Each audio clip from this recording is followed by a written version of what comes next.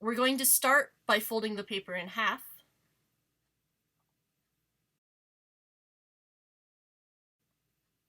Then to create quarters, I'll fold each edge of the paper to the fold we just created in the center.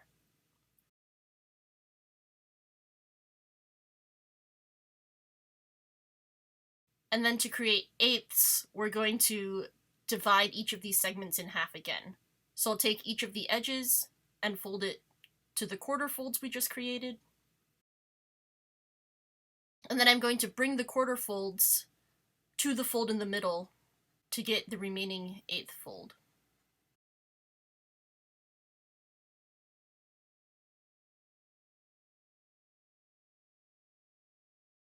I'll do the same thing on the other side.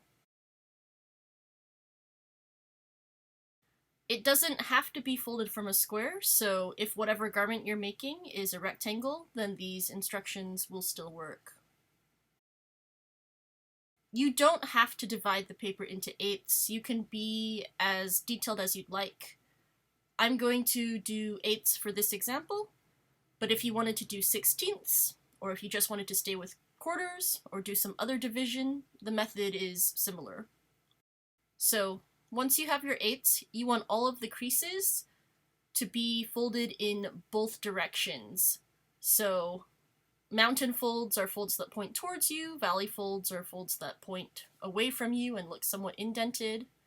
And so the way to ensure that each of these folds has been folded in both directions is to just reverse every single fold.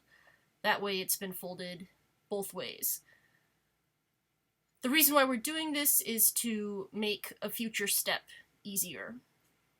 Once you have everything folded in both directions, both orientations, you want to rearrange the folds so they alternate mountain and valley directions, like an accordion.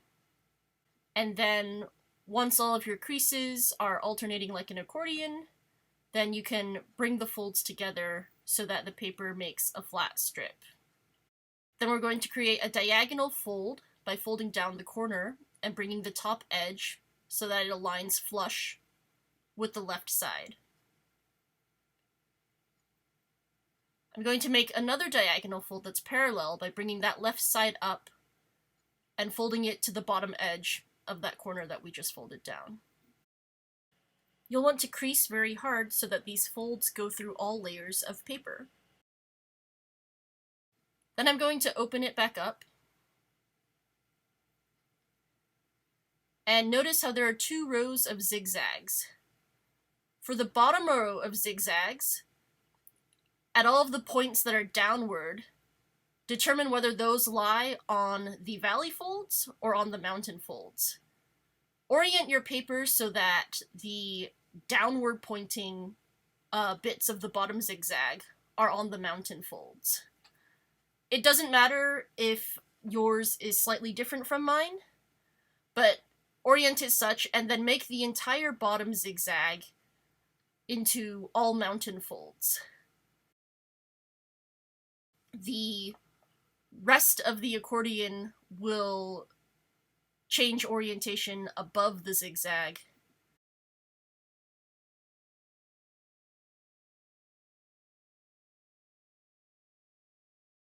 But you should be able to fold it flat like so.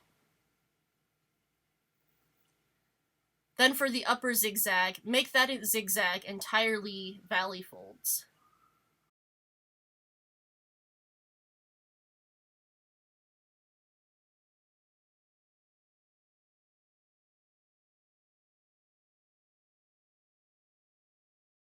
We're going to repeat this process, so I want to create a new fold that will continue that bottom edge where my purple nail is.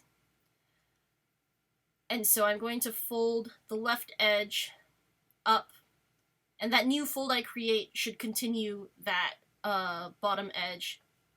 And then I'm going to fold it down again so that the new fold continues the top edge. And they're collinear. Then I'll open my paper again, and I'll see again that there are 2 new zigzags.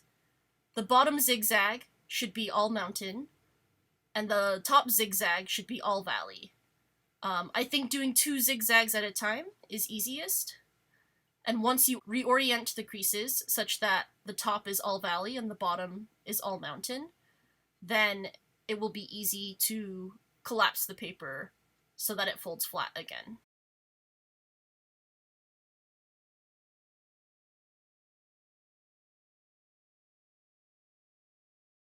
And then we're just going to repeat this until we run out of paper. So I'm making a fold that continues the line from the bottom edge and continues to be collinear with the top edge.